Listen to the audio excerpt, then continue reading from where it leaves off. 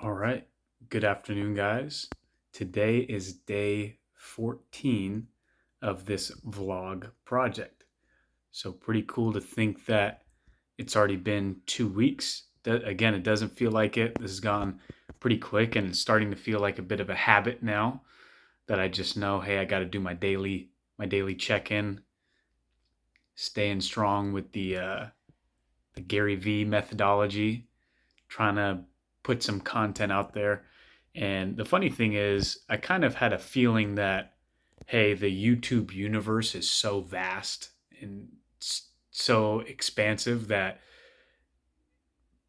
contributing to this platform is kind of like putting a drop into the ocean, right? And the expectation that people may just stumble across this is probably it may be a pretty naive one. And interestingly enough, I decided, you know what? Again, if I'm going to go ham on the Gary V methodology, one of the ones he's always harping on is TikTok. And his philosophy is he's like an arbitrator of attention, something like that. What does he say? Like day trading in attention, right? So he's always looking for where is the lowest priced attention. He talked about early in his parents' wine business when he was building it from just a neighborhood wine store doing maybe 3 million a year to by the time he left it was doing 60 million a year, something along those lines, or how much it was worth. Anyways, he 10x this business. And early on it was email campaigns and it was Google AdWords and things like that were, again, these underpriced modes of getting people's attention. And so, that being his trade, that being his expertise, that he's in his profession, if he says, hey, TikTok is one of the places where there's underpriced organic reach and organic ways to get people's attention, then what the heck? Let's double down. Let's keep the YouTube vlog going, but let's get started on that. And it's been pretty exciting because I've actually had a handful or a decent amount of feedback through the TikTok page, right? So I went ahead and we already had a business account because, again, I had dabbled in that and given that a shot to see if anything came of it. And funny enough, through the business account, just maybe a couple of weeks ago, we got a call on our main office line that said, "Hey, we're a couple towns over, but we saw you guys on TikTok. TikTok, we need a deck built, something like that. Hey, would you want to come out and bid on this project?" And we weren't able to because we have a limited service area, and they were outside of it.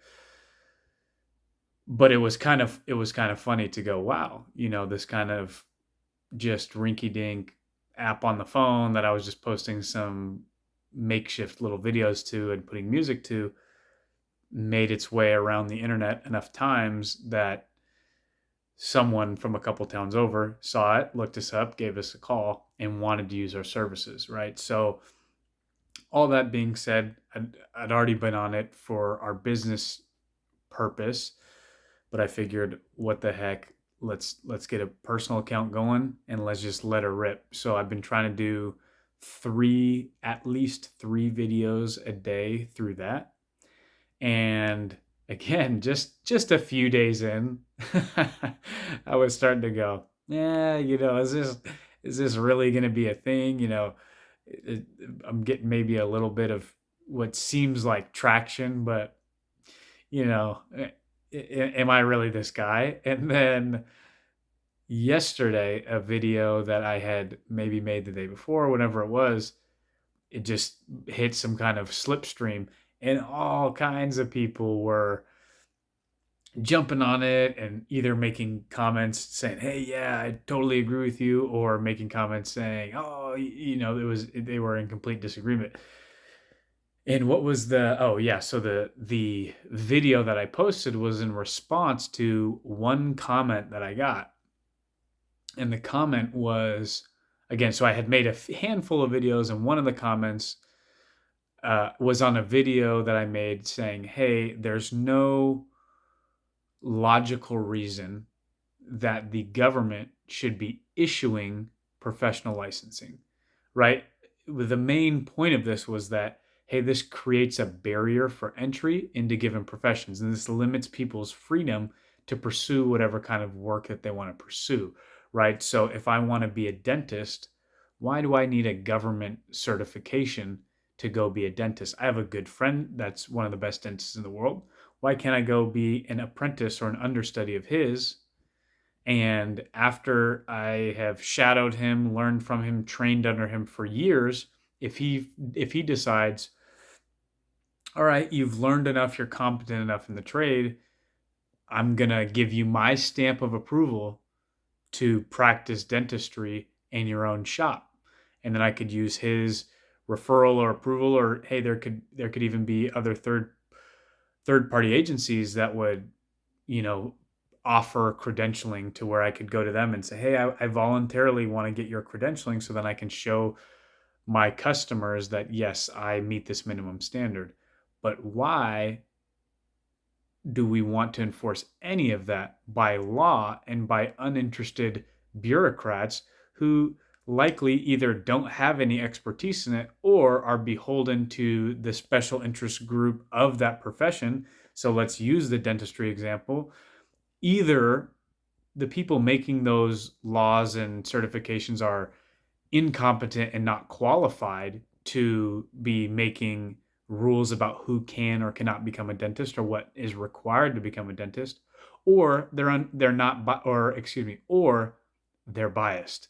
And by that I mean the only person you would consider technically qualified to determine whether someone or not is qualified to become a dentist would be another dentist. But do we really want groups of dentists or dentist boards or whoever it is deciding who can or cannot enter the profession that they're already in? Right? That's a conflict of interest, because if I'm a dentist and I go, hey, I want to make sure to keep my wages up. I want to experience the least competition possible, and I'm on that board of professionals that advises the state government, and I say, no, if someone hasn't gone through this training or done that, then they shouldn't be allowed to become a dentist. And I make it hard. I limit the supply of dentists in the market to increase the demand and jack up my own prices. I'm not saying that specifically happens with dentists, or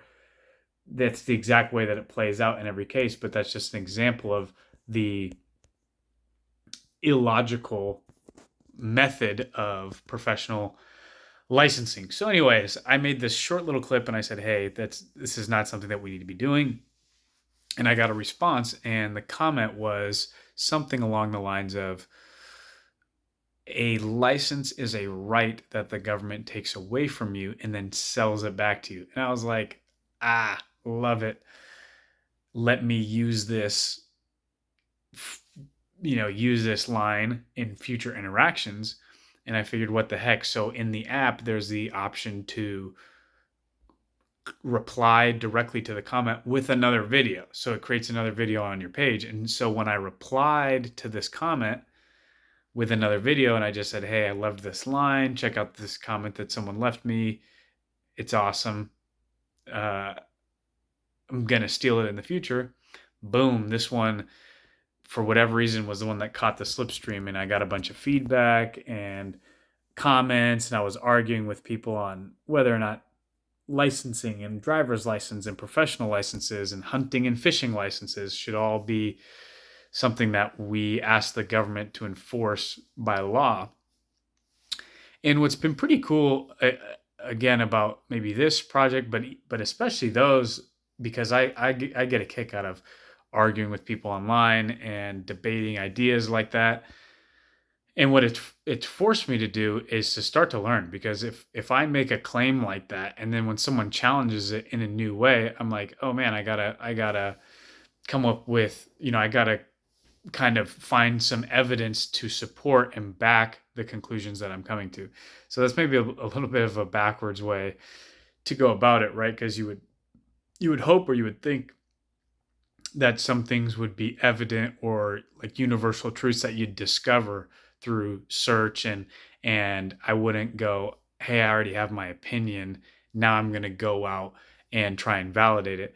But I think if I were to give myself the benefit of the doubt, it would be along the lines of that I've spent enough time, whether it's learning or just in the real world, to have come to some conclusions about my belief system and the principles that I believe. And one of those that has really been solidified in recent years, and now I'm trying to just gather some of the ammunition to, or some of the fuel to fuel the horsepower of this idea, is that, hey, if you give individuals the maximum freedom to pursue their best interest, everyone will be better off for it. And that was something that came up in the chapter I'm reading in Hayek's Constitution of Liberty.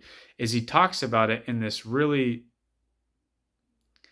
great way that we all benefit when people are allowed to pursue their own interest. And it's almost beyond our imagination or beyond our knowledge, in that you can't necessarily imagine what benefits will come about when people have the maximum amount of freedom to pursue their own interests. And it's in very obscure ways, and in ways that we don't even think about until, generations later, that the civilization is now kind of built upon the shoulders of whatever innovation or new ideas or inventions or ways to organize people and land and capital and all that.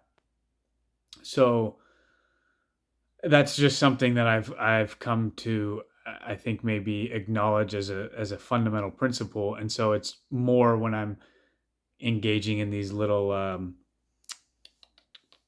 intellectual sparring matches that I go, okay, I need to go find, again, just some little nuggets of information to use as examples or analogies to prove the point, to prove the more underlying basic concept.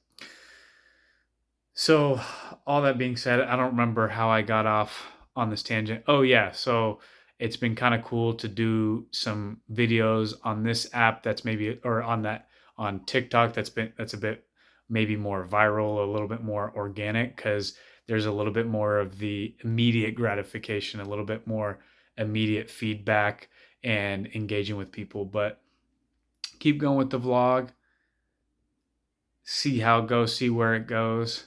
And all that being said, yeah, day 14, did some jujitsu this morning. It's Saturday afternoon, so gonna enjoy maybe a walk down to the beach with my lady. And I appreciate anyone who has spent any amount of time checking out these little clips. And that being said, tomorrow is America's Independence Day, which I talked a little bit about yesterday. And I